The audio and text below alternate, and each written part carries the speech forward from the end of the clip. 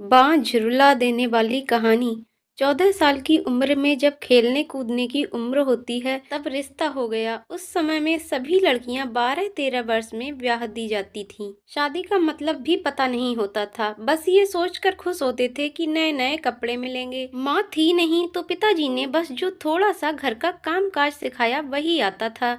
शादी का दिन आया और बस सारी रस्मों के बाद विदाई का वक्त भी आ गया। रोते रोते डोली में बैठकर ससुराल पहुंच गई। इतनी आलीशान हवेली देखकर मन ही मन बहुत खुश हुई। तभी सासू माँ की आवाज आई, अरे जल्दी से कलश लाओ, बहू आ गई है। और मैंने घूंघट की आड़ से अपनी सास को देखा। आंखों से एकदम सख्त मिजाज लग रही थी मुझे। सच मानो थोड़ा डर गई थी उन्हें देखकर। सारी रस्में खत्म होते होते रात हो गई थी। बिस्तर पर लेटते ही नींद आ गई। सुबह सुबह नौकरानी ने आकर जगाया था कि चलो रसोई बनाने की रस्म है। तैयार होकर रसोई में गई और खीर बनाई। सबने तारीफ भी की पर सासू माँ ने कमी निकाल दी। साथ ही साथ हिदायत भी दे दी कि अब बचपन छोड़कर कुछ काम काज सीख लो। 15 दिन बाद मेरे पति को भी हॉस्टल जाना था क्योंकि वह तब बीए कर रहे थे। खैर अमर भी हॉस्टल चले गए और मैं अकेली रह गई। अपने सास और ससुर के साथ पढ़ती। बीच बीच में अमर चिट्ठी लिखते थे पर पहले सासू माँ थी, बाद में मेरे पास आती थी। उम्र कम होने की वजह से इतना फर्क नहीं पड़ता था। मेरे अकेलेपन का साथी था आम का पेड़। हाँ, वही आम का पेड़ जो हवेली के पीछे आंगन में लगा था। उस आम के पेड़ के नीचे एक कच्ची मिट्टी का कमरा भी बना हुआ था, पर वो पेड़ फल नहीं देता था, इसलिए सारे हवेली वाले उस पेड़ को बांझ कहते थे। पर मुझे न जाने क्यों उस पेड़ से बहुत प्यार था। जब काम से निवृत्त होकर कुछ फुर्सत के पल मिलते थे तो एक वही पेड़ मेरा साथी होता था। उसको देखते हुए मैं अपनी सारी थकान भूल जाती थी। 2 साल बीत गए और मैं 16 की हो गई। अमर की भी स्नातक की पढ़ाई पूरी हो गई थी। आज अमर वापस आ रहे थे। सासू माँ सुबह से ही तैयारी में लगी हुई थीं। खुद ही रसोई में जाकर सारा जायजा ले रही थीं। मैं भी बहुत खुश थी कि अब मुझे अकेले नहीं रहना पड़ेगा। 16 श्रृंगार के साथ में पूर्ण स्त्री की तरह महसूस कर रही थी। आज मांग का सिंदूर कुछ अलग ही लालिमा लिए हुए था। शायद वह लालिमा मेरे चेहरे पर भी दिख रही थी। तभी तो मेरी सास ने मुझसे कहा कि जा अपनी नजर उतरवा ले, अमर आ गए हैं। हवेली की हलचल से पता चल गया था मुझे। खाने पीने से निवृत्त होकर सब आराम करने चले गए। अमर भी कमरे में आ गए थे और मैं बस शर्म से लाल हुई जा रही थी। तभी अमर ने मुझे तोहफा दिया, एक सुंदर लाल साड़ी। पर मेरे लिए तो अमर का वापस आना ही सबसे बड़ा तोहफा था। हमने ढेर सारी बातें की जिनमें कुछ शिकायतें थीं, कुछ प्यार था। समय बीतता गया और 2 साल कैसे बीत गए पता ही नहीं चला। अमर और मैं एक दूसरे के साथ बहुत खुश थे। एक दिन अचानक पता चला कि मेरे पिताजी बहुत बीमार हैं। अमर मुझे लेकर तुरंत रवाना हो गए। पिताजी मुझे देखकर बहुत खुश हुए, जैसे मेरे लिए ही अपनी सांसों को रोका हुआ था। और फिर मुझे अमर के हवाले करके वो इस दुनिया से चले गए। भीगी आंखों से अपने पिताजी को विदा किया। अब मेरा सब कुछ अमर और उसका परिवार ही था। समय गुजरता गया और अमर ने अपनी लॉ की पढ़ाई भी पूरी कर ली और अब वो सरकारी वकील कहलाने लगे थे। पर भगवान ने मुझे अभी संतान का सुख नहीं दिया था। अभी तो सासू माँ दबी जुबान में बोलती थीं, पर धीरे धीरे उन्होंने अपना रुख कड़ा कर लिया। अमर बहुत व्यस्त रहते थे अपने काम में, सो भी मेरे पीछे सारा दिन पड़ी रहती। धीरे धीरे सारे गांव में ये बात फैल गई कि हवेली की बहू बांझ है। तीर की तरह चुभता था ये शब्द, पर कुछ कह नहीं पाती थी, सिर्फ आंसुओं से दिल हल्का करती थी। अमर मुझे दिलासा देते थे पर लोगों का व्यवहार अंदर ही अंदर मुझे खोखला कर रहा था।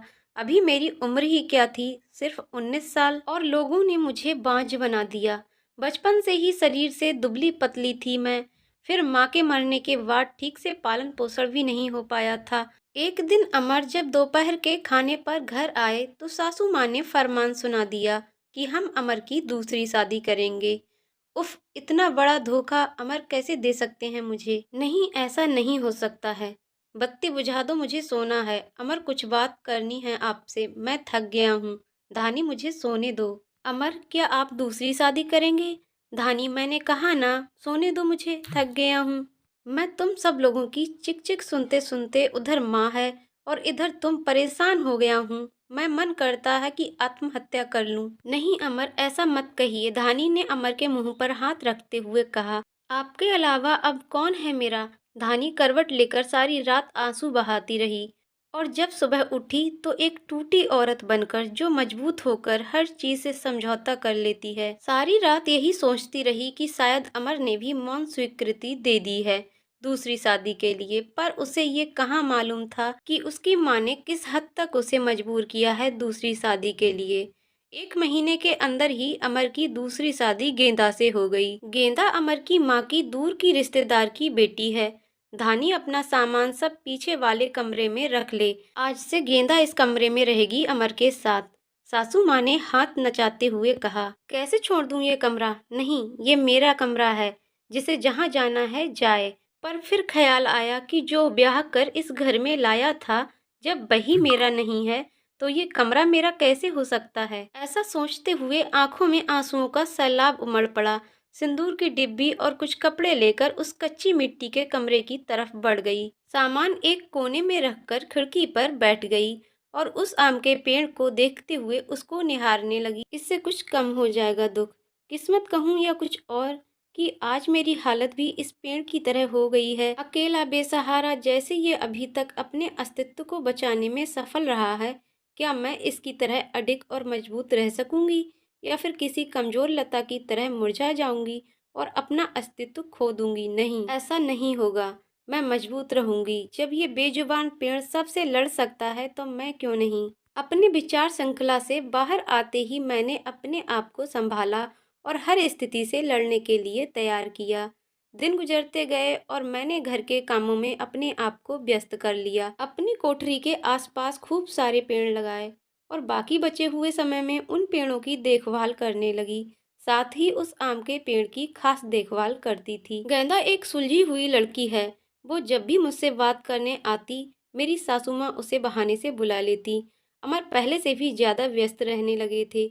मुझसे बात तो करते थे, पर एक पछतावा हमेशा उनकी आंखों में दिखता था। शायद मेरी हालत देखकर बुरा लगता था उन्हें, पर माँ के खिलाफ जाने की हिम्मत नहीं जुटा पाते थे। गेंदा के दिन खुशी से गुजर रहे थे और मेरे दिन बस गुजर रहे थे, और देखते ही देखते वो दिन भी आ गया जब गेंदा ने खुशखबरी सुना दी कि वो माँ बनने वाली है। पूरी हवेली में त्योहार जैसा माहौल हो गया। सारे नौकरों में तोहफे बांटे जाने लगे। मैं भी बहुत खुश थी कि चलो अच्छा है, अब घर में एक नया मेहमान भी आ जाएगा। शायद मेरी जिंदगी का सूनापन कुछ कम हो जाएगा। गेंदा बहुत कमजोर थी और उम्र भी 16 साल। उसे बहुत तकलीफ होती थी। अब सासू माँ का आदेश था कि उसकी अच्छे से सेवा की जाए, जिससे कि उसकी कमजोरी दूर हो सके। सारी देखभाल के बाद भी गेंदा का वजन कुछ खास नहीं बढ़ रहा था।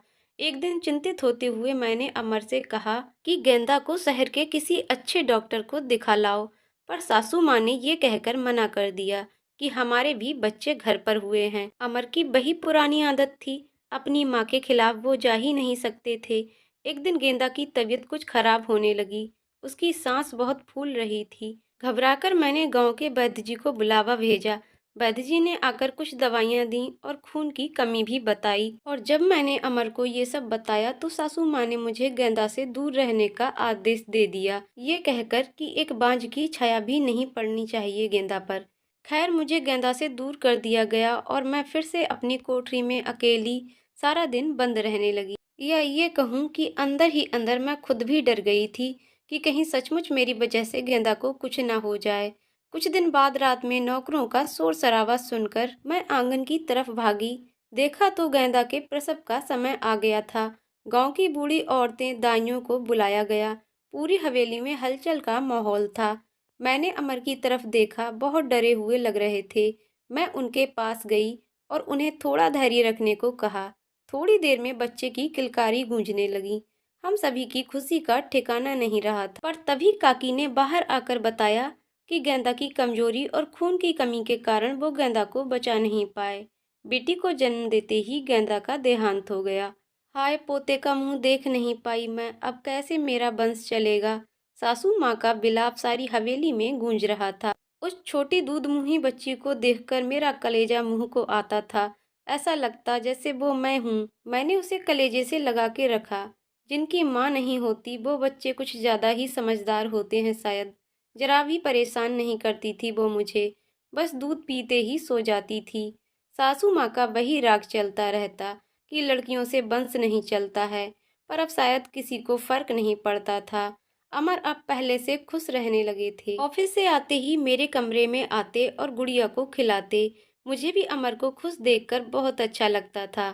साल बीत चुका था गेंदा को गए हुए और गुड़िया को आए हुए। आज गेंदा की बरसी है हवेली में, छोटी सी पूजा रखवाई है। मैंने पंडित जी के आते ही सासू माँ से प्रश्न किया कि क्या मैं जीते जी पोते का मुंह दिखा पाऊंगी, और पंडित जी ने उसके लिए कुछ ग्रह शांति के उपाय बताए। सासू माँ चल दी पंडित जी को हवेली दिखाने और सारी हवेली को शुद्धि कराने। मेरी कोठरी के पास भी गईं और पंडित जी को वो बांझ पेड़ भी दिखाया। पेड़ देखते ही पंडित जी का मुंह बन गया और उन्होंने कहना शुरू कर दिया कि इसी मनहूस पेड़ की वजह से हमारे घर में बेटा नहीं है, जितनी जल्दी हो सके इसे कटवा दो। अब मेरे बर्दाश्त की हद हो चुकी थी।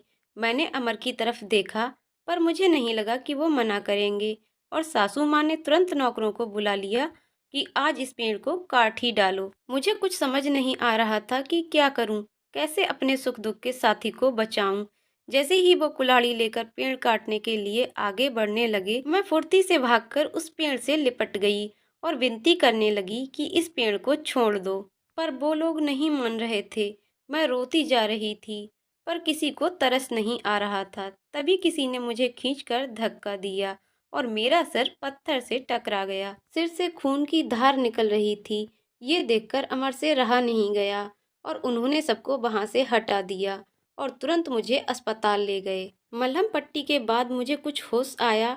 डॉक्टर साहिबा सामने खड़ी थीं और अमर को कुछ समझा रही थीं। सासू माँ भी वहीं थीं और उनके चेहरे से पता चल रहा था कि उन्हें अपने किए पर अफसोस है। डॉक्टर, क्या अब हम इसे घर ले जा सकते हैं? अमर ने पूछा।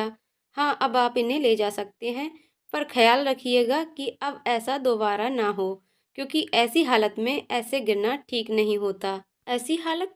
डॉक्टर, क्या हुआ है इसे? अमर ने घबराते हुए डॉक्टर से पूछा।